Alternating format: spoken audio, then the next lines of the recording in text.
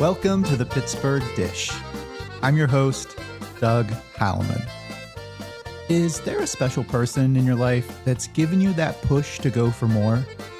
For Chef Jackie Page, it was her sister that inspired a career into culinary. We learn all about Chef Jackie's vast experience in food. And later in the show, does a neighborhood visit sound like a great date night? Anna takes us to Lawrenceville. All that ahead. Stay tuned. Well, thank you so much for coming over and for being on the show. Would you introduce yourself to our listeners and what you have going on right now in the world of food? Okay. Well, my name is Jackie Page. I am a chef and a former restaurant owner. That was the best new restaurant the year I owned it. It was called Love Rocks Cafe. And then I transitioned from that into some catering. Yes. And now just more private chef stuff. But I also do content for Table Magazine. Yes. And they actually have me writing a couple stories here and there, which is exciting because I've never considered myself. I used to write poetry, but I never considered myself a writer. How wonderful. But yeah, that's fun. So this is my third year in the How to Pittsburgh Table Magazine. This year I did 2 articles, a soul food article and my third year writing this beer article. Excellent. And it's always my top 10 beers in the city, which is fun because then I get to go around and try the beer. This is sort of the perks of our world. Yes. Yeah, and then I work at Burger's Brewing down in Millville. Okay. And I have a daughter at home with special needs, so I'm her caregiver. Okay. And interesting. Oh, and I'm on the board of Babesburgh. So I haven't attended a lot of what Babesburgh is doing. You'll have to fill me in. And it's a good time. I mean, we have a ball. There's so many vendors and women. It's women vendors. And then we have beer collaborations. We have cocktails. We have a small farmer's market. So exercise, dance. Yeah. Chef Jackie, you're kind of, in some ways, the way I feel about myself. You've got your hands in so many things. Yeah. I wasn't exactly sure beyond catering what else you were doing. So we just saw each other at an event at Trace Brewing, and you were the caterer. Yes. It was delicious. I'm glad you enjoyed it. So good. Those meatballs. Those meatballs are something that I was doing for a group that was here from Uganda. I would say Ugandan. They were meatballs. Ugandan meatballs, but I kind of did a little twist on them. Well, you have to. Yeah, it's you. I don't like to use the exact recipe, but what was fascinating was the woman who was from Uganda that was in charge of this group. She said, "This is better than I have at home." Oh, which that's saying something. That is. Well, I never want to put anything out that I don't think is, well, there's a lot of, just okay food, but it's because you find something, you like it, and you stick with it. That's right. To me, I like the most authentic of whatever. So if I want a taco, I'm going to go and get it from where it's the most authentic of a taco. Yes. If I want Italian, I'm going to get it I'm hoping that the person has a strong Italian accent. Yes. I want the food to be made by the people who actually, it's their food. I appreciate that so much. Appropriating is not really, I do a lot of different things, but my core style of food, I call it American soul. Yes. So I kind of do everything that you would be able to find in America, but I put that little soul on it to make it even better. Well, you led me to my next question. I wanted to talk about your food. And you've been doing this for a while. So there's a long time. Got to be some things that you're proud of or known for or most requested. Do you have things in your repertoire that just kind of come up again and again? My shrimp and grits. Oh, I saw a picture of that recently. My shrimp and grits is up there. I do a cranberry and rosemary chicken that is really good. And any of my roasted chicken dishes, they're just amazing because it falls off the bone and it's just delicious. I don't know. I have a few things, but not like crazy. Like I really like to create the menu with the person that the event is for. Yes. To what I do is crazy. I tell them to close their eyes and tell me what they see on the buffet. Oh. And then they give me a few ideas, and then I stick in a few things just to round it out, because I like to do buffets, especially like the one you had the other day. Yes. Where there's some hot, there's some cold, and then there's some just room temperature things.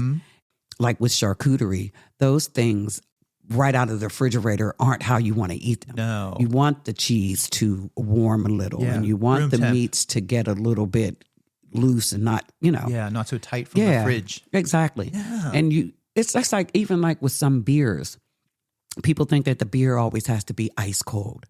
Some beers are better when they sit a couple minutes and you let them, I don't know why, but it back in the day when I first started drinking beer, I thought the beer needs to be ice cold. Yeah, everyone does. But I have learned that that's not the case, and that's not the case with all food. It doesn't have to be hot or cold. You can have delicious bites that are perfect for room temperature, like that mushroom and Gruyere cheese tartlet. Yeah, so for our listeners, you served this tartlet. It was sort of a puff pastry. Yes. And mushrooms, Gruyere, onions. You had little squares of it, so it was like easy to pick up. Yeah. It looked elevated. It was like very lovely. And it was perfect. Like the whole time we were at this event was over a couple of hours. Yes. It was still good at the beginning and at the end. At the end. Yeah. Because you can't trying to keep everything hot or trying to keep everything cold. Too hard. Impossible. Yeah. So you just do a little bit of that, a little bit of this, a little bit of that. Well, I also think for the eater, those different temperatures, it's just more engaging, more exciting to try all those things. Exactly. You have me thinking too, you said, you alluded to the fact you've been doing this a while. Yes. I have read a little bit about you before we met, and you went back to culinary school when a lot of people would say, nope.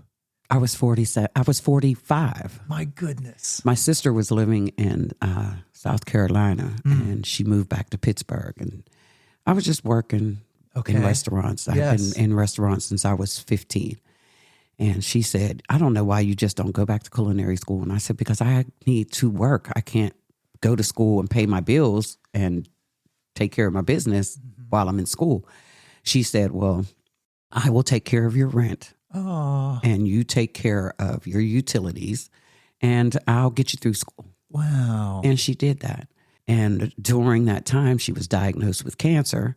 And she came to my graduation, and even though she was okay at that time because it was about a year, but I could hear her screaming my name when they called. She said, "That's my sister." Oh. So I get my degree and I start working, and I couldn't get a job anywhere. Interesting. Nobody. The only place that hired me was Luke Woolley's Wild Alaskan Grill. Oh, okay. No, I applied for 50 restaurants, and they would not hire me, I guess, because they thought I was too old, and a lot of kitchens don't care for women chefs. Yeah. They want you, I don't know when men took over the cooking, but in the professional sense, it is odd because we all grow up and it's usually a much more maternal, all the ladies in the household tended to cook. But when you look from a professional level, it's so much more of a male dominated, or it has been. Definitely it has been. I mean, in Pittsburgh, what is really nice is there are a lot of women who are doing a lot of great things. A lot of great things. And what I really am pushing for is more diversity behind the line. Yes. And not just your cooks, just not like you can't have great cooks and never acknowledge them. Yeah. Like you said, like if you get a award for your restaurant, you actually have to say, these people are who made this happen. Yeah, it's the team. Yeah, you can't be like, oh, I own the restaurant and I'm the executive chef. Because, in most executive chef situations, the executive chef does no cooking. They're not cooking, yeah. It's the chef de cuisine and below, yes. right? Mm-hmm. All those people, the prep and even a dishwasher. Dishwashers. Like those people are the ones who make your restaurant great. You need to have all those things going. Exactly. Yeah. And I'm going to tell you, I go to Luke Woolley's probably twice a week. I call it my dive bar, though it is not a dive bar at all. It's not. It's my dive bar. But you love it still. You're not there anymore. No, I was there for a few months, and then I just thought about that I wanted to do my own thing. Yes. So I took the $1,500 that I had, and I talked to some people, and there's a young lady named Lydia Morin. She worked with the FOR over in McKees Rocks, and she said, we have a great little space. Come check it out. I ended up moving to McKees Rocks and opening up the place. I moved into McKees Rocks in October and opened the place up in February. And this was Love Rocks. Love Rocks Cafe. And this is about 2019. 2019 is when I opened, February 19th, 2019. And is your sister Raquel still with us? No, she passed away April 14th of 2015. Oh my. Yeah. So was that a motivator too along the way? Oh yeah. Thinking about doing her stuff picture for her, was hanging right? in the restaurant. I dedicate everything that I do is because of her. You know, saying, "Girl, you can do this." She was like, "I believed in you." Yeah, absolutely. I mean, she would come from South Carolina and be like, "We're in Beckley, West Virginia," which meant start cooking. So I had these wings that I still make them. They're Raquel's 3-hour wings. Oh, so basically, you take your wings, season them, put them in a pan, and cover them for an hour at 325. Real low temperature. Real low. And then take the lid off, cook them for another hour at that same temperature. Then cover them with whatever kind of sauce. I usually do a barbecue honey sauce. Yes. And then bake them down. They're not really 3 hours. They're probably like 2.5, 2:45. But still, because it's like a dark meat, it has all that connective tissue. It can handle like the 325 exactly for that long. And it really helps render that fat off. Yes. It keeps the chicken wing juicy. Juicy. So the skin is, crispy enough for, not crispy, but, cooked enough that you can just bite the wing and eat the whole thing. Because I'm not a skin person. I will peel the skin off unless it's a fried chicken breast. Yes. But I don't eat a lot of fried food. So if you see me with fried food, it's good fried food. It must be good. It has to be. Yeah. Oh, well, I love that idea of the low, slow cooked wing. Yeah, you'll have to try them. I know. It's easy. You just season them with whatever you like and throw them in the oven. I love that. Set your timer. Let's get back to the restaurant for a moment. So it opens. Nobody knows what's going to go on in 2020, right? So you open in 2019. Yes. Tell us a little bit more about it. What was the response? What were you doing there in terms of any specialties? Back to American soul cooking? Yes, I was doing ribs and greens and mac and cheese and yams, and these were things you could get every day. But then I also had club sandwiches and lasagna and spaghetti. And yes, I would just mix it up, There were some things that were there every day, but then there were some things that I would see, this didn't sell so well, Right. And I'd take You're that making off changes. Yeah. Especially in that first year. Right. And then you're mixing it up. And that first year, then we get to, I'm planning my first anniversary, and here comes Mr. COVID. Oh, yeah, the shutdown. With his mess. Ugh. So that was a year in, and I thought, how am I going to make this work? Right. So at the time, I was working with an organization, and they started connecting me with the Richard King Mellon Foundation, the Heinz Endowments, United Way, 412 Food Rescue. Yes. They were feeding the community. So they would pay me. And I wasn't selling meals to the community for like 2 years. I was just making food, and they would send people, or I would deliver it. You were almost like a kitchen for them. Yes. So we were just putting food out to people who needed, because people weren't working and weren't getting any income. So we were just putting food out. And in that 2 years, I put about 40,000 meals into the community. My goodness. And that's McKees Rocks. Some went to Etna, because even Etna's mayor, who is a friend of mine, I've done some catering for him, but he was like, I'm jumping on this. He was like, give us 100 meals, and we'll pass them out in Etna. Everybody kind of came together, right? How and fulfilling. Made it happen. Yeah, it was. I like that almost better than the interaction every day at the cafe. Yes, because where you just have, you're doing this amount. Yes. The most that I've ever put out in one day was 640 meals. Let me just stop, Jackie, for a second. How many folks are working with you during this time? I do all the cooking. Nobody cooks. I will have people come in and help me package it up and bag it and get it out to the car. Goodness, though. But nobody cooks anything. When you get food from me, I have cooked it all. Nobody has touched anything. All you. Yeah. My because goodness. The consistency is a big deal. Yeah. And people like to take liberties. Right. So we're not taking liberties with my food. This is your quality control. Well, and people are paying for what I bring, not what your idea of that is. So, it just it worked out really well, and it kept me from myself being in a position of being on the street because I wouldn't have been able to pay my rent. I mean, you were just a fledgling business at the moment. Yes. And, you know, a lot of folks that were even in the game for a long time figuring out how to pivot and do more takeout. And even still then, it was tough. Really, really tough. So was that situation a moment then when you said you liked just the cooking and sending out? Did that get catering in your head in some way? No, because actually I was catering before. Okay. Then the restaurant I had cut down, but then I was catering as well when the pandemic ended.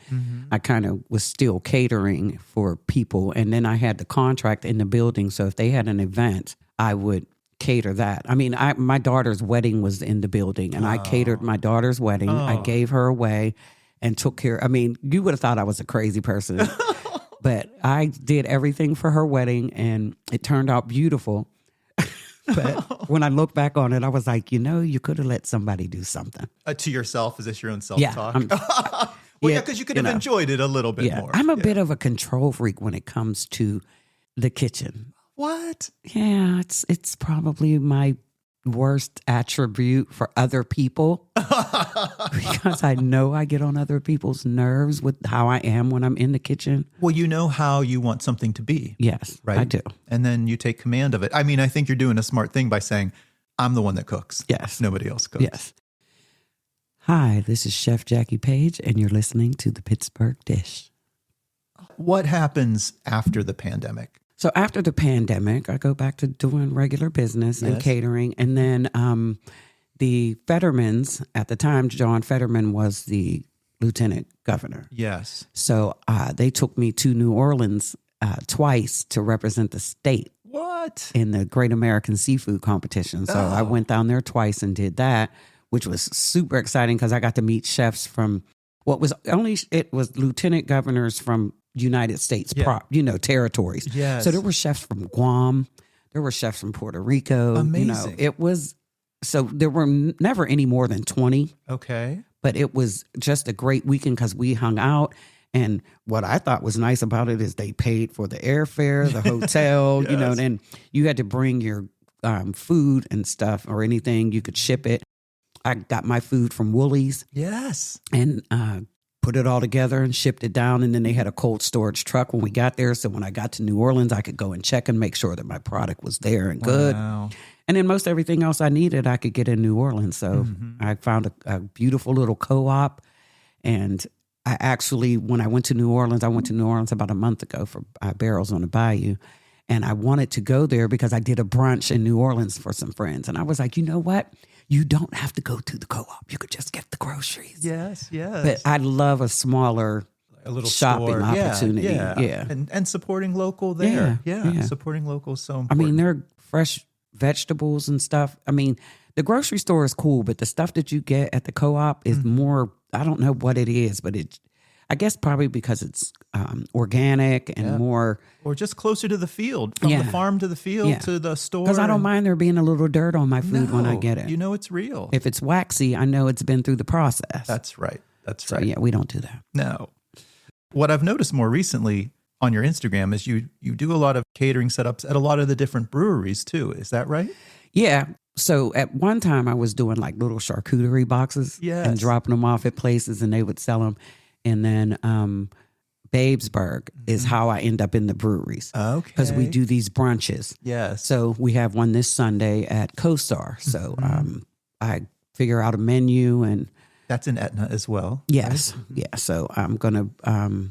I'm just, I try to do something different because we get this, sometimes we have maybe 10 people that come every time. To all the because they events. love it. Yes. And especially if there's going to be brunch. They're like, oh, I'm there.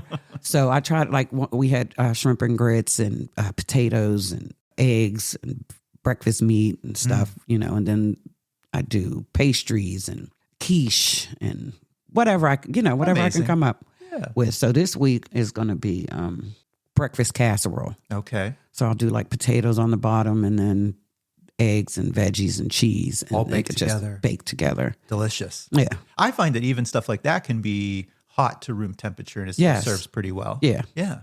I'm going to sterno it up, but if the sterno burns out, it'll still be good. Fine. Yeah. I'm going to eat it. I would.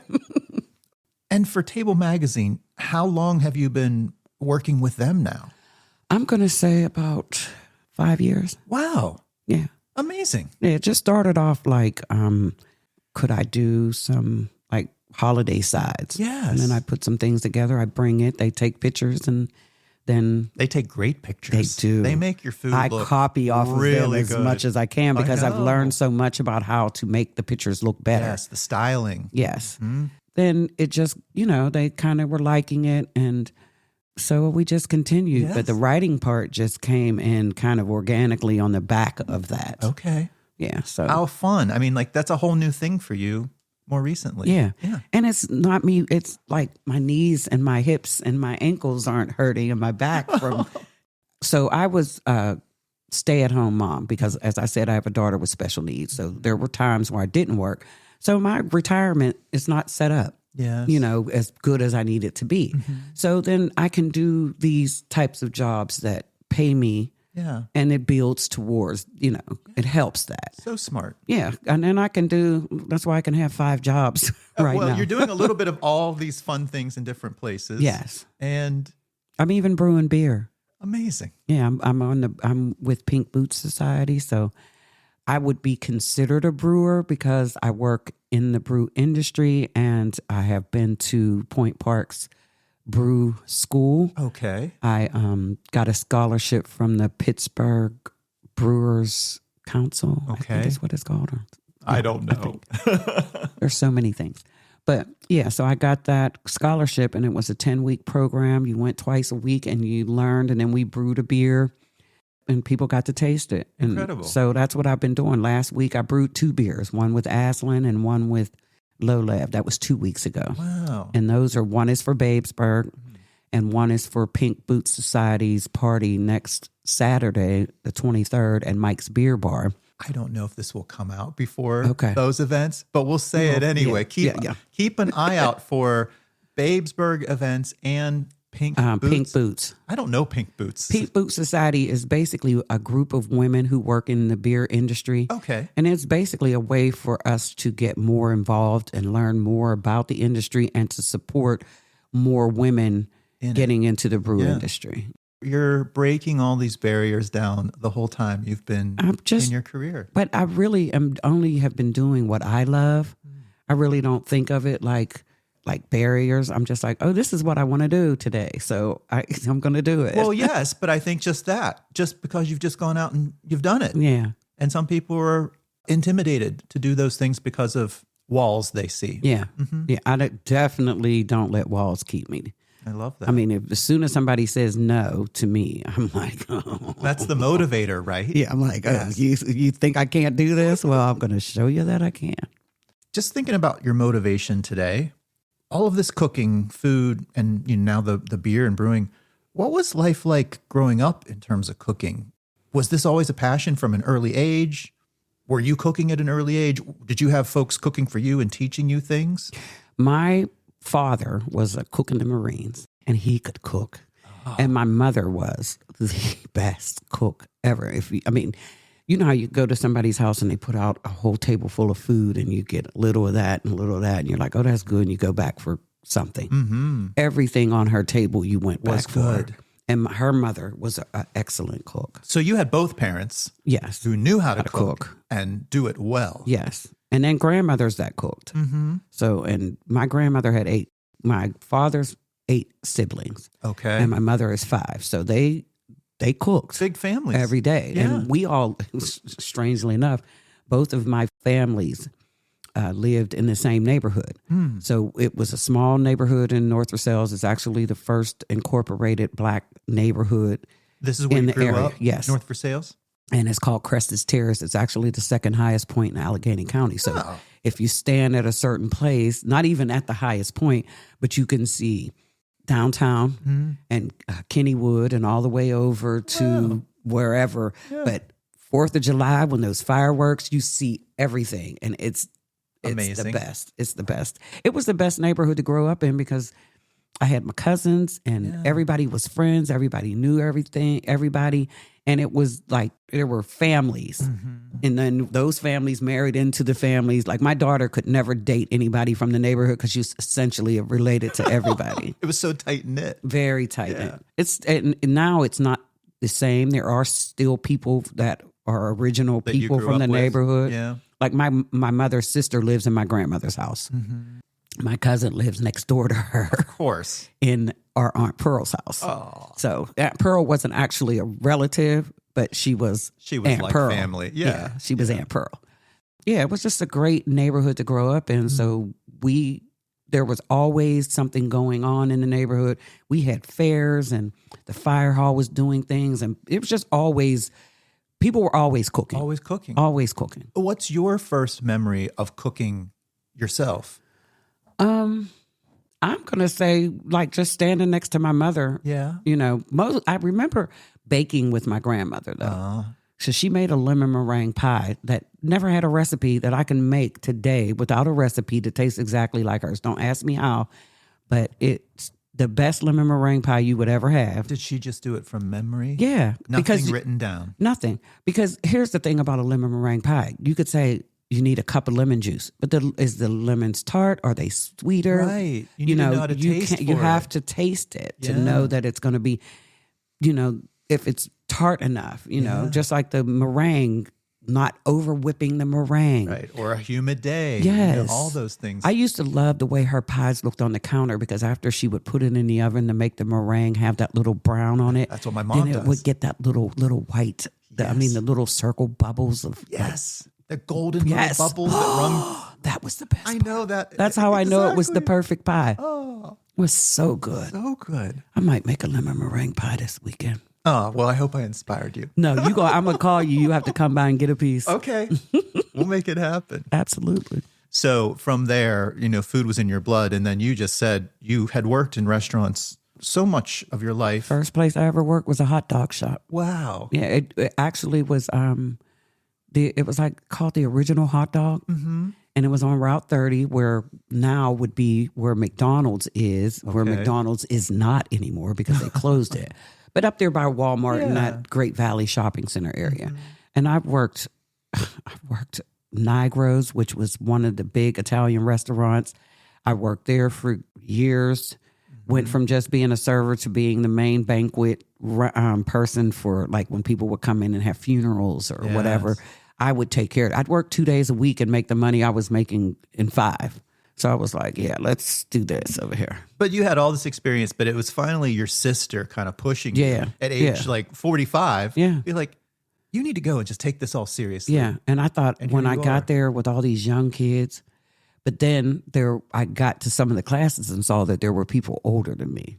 Where did you go to I culinary went to school? CCAC. Wonderful. Yeah. Yeah. Great program. They've relaunched their kitchen. They have a beautiful kitchen now. I mean, the space that they had before was great, but this new one is just Even better. top notch. Yeah. Yeah. So, Jackie, now at this point in your life, what is ahead for you in your mind's eye in terms of what do you want to do next or goals, or do you have just any events? I'm ready for my soft life. Are you? I have been working and taking care of for a long time. Yeah. So, I mean, my mother had cancer and I supported her through that. My sister, when she moved back home, she had cancer. I supported her through that. I have a daughter with special needs. I mean, I just have been a caregiver. Yes. So I would just like to be in a place where I'm cared for. Yeah. I mean, I know I'm cared for, but in a true sense where somebody actually wakes up in the morning and says, I wonder if she's okay. Checking in on you. Yeah. Yeah. Not anything that they have to physically do or financially do. Just to know that people actually care about you besides what you can bring to them in a, for an event. Or Genuinely just being on their mind. Yes. What about food life? What would you like next for yourself? Do you want to still do catering for a bit? Do you want to keep doing the table magazine thing? Oh, I want to stay doing table as long as I can. Yeah. Until they don't want me, I'm going to be there. I just want to do smaller things like 50 and under, Well, more that's what you were- private chef type things. That's what you were telling me. You're like, no more 200 people I events. can't. I can't. And I think the older 50 I get, I hate to say it, but I'm just turning into a grumpy old lady. And I just can't. I mean, 12 and 14-hour days No. at this point is just a lot. And I thought I could go until 65 because I'm 61. But I don't. I just want to. I still want to cook because I love it. Well, I couldn't imagine. think so. I can't imagine not you having stop that doing in that my life. Yeah. But I think you're smart in saying, like, you know what, smaller events. And I'll tell you, I don't think 50 is that small in my mind. But, you know, Yeah. you have that direction you want to go. Yes. You know, you keep doing the things that you love. Yes. And you know when to now say no. Yes. So that you can take care of yourself. Yeah. Because the idea for me now is to do some traveling. Mm-hmm. Finally got my passport. Congratulations. So the plan is to start hitting the streets. And experience food from somebody Yes. else, right? Yes. Just like your New Orleans trips. Yes. And I love trying new things, having things that I've never. I know it's weird, but I went to Mexico one time and it was Rosarita, and there was this restaurant. It was just roasted lobster and beans and rice and tortilla. And it was probably the best meal I ever had in my life. But great ingredients done simply, Yes. but well. Yes. Yeah. Well, you know what James Beard always said. He doesn't like fancy food or whatever, this food or that food. He just likes good food. Right. And I wish that they would actually go back to that model because everything is So fancy. foam and flour. Like, just bring me hot food. Yeah, that's not my style. I'm not going to say I don't appreciate it. I appreciate but I'm it. not but going it's- after it. No, I'm not That's not either. what I'm seeking out most Yeah. days. I want a good plate with good hot food and just eat it up. Yeah. But that's one of the things I really want to do. I want to start actually traveling to cities to have culinary Yeah. experiences. Do the food adventure. Yeah. Jackie, if someone wants to follow you and your food and maybe reach out if they have that 50 or less event. I will take more than that. But Okay. if I cook for 20, I can cook for 50. It's just as easy. Why you've got it in Yeah. you. Yeah. How can people find or follow you? What's the best way to reach out to you? I would say Instagram is Chef Jackie Page, Jackie Kennedy Catering on Facebook. Those two. That's it. Yeah. I love it. Simple. 412-770-4642 if you just want to call. I love the old fashioned way. We had Chef Ken on a few weeks back and he also just gave his number. Yes, It's like, it's the phone number. Just call me or text me. Well, it's been such a delight to get to know you. I'm glad to have been here. I always have an ending question for our guests. The name of the show is The Pittsburgh Dish.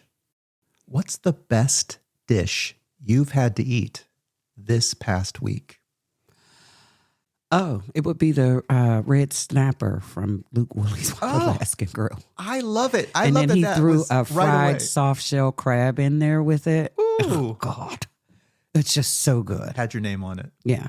Well, I came in because I come in and I go to the kitchen and I say, hey, what's going on? You know, I literally walk into his kitchen every day.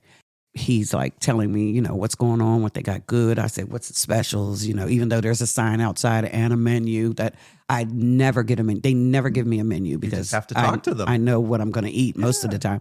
Guys, their crab cakes are good. Now, if you want another good dish from there, I would say my second favorite dish is his stuffed salmon. Okay. Oh, never had that. It has this sauce. Oh my God. It's so good. These all sound like some of the best bites. His food is delicious, and I really like that he is present in his restaurant. When you go there, he's talking to customers, he's on the line, he's doing expo, he's prepping, he's involved. So important. And that is what makes his place so special because he knows what he's putting out. Sometimes people don't know what's going out. He knows. They're going to hire you as their next marketing manager. He should. You hear that, Luke? Give me my job. Oh.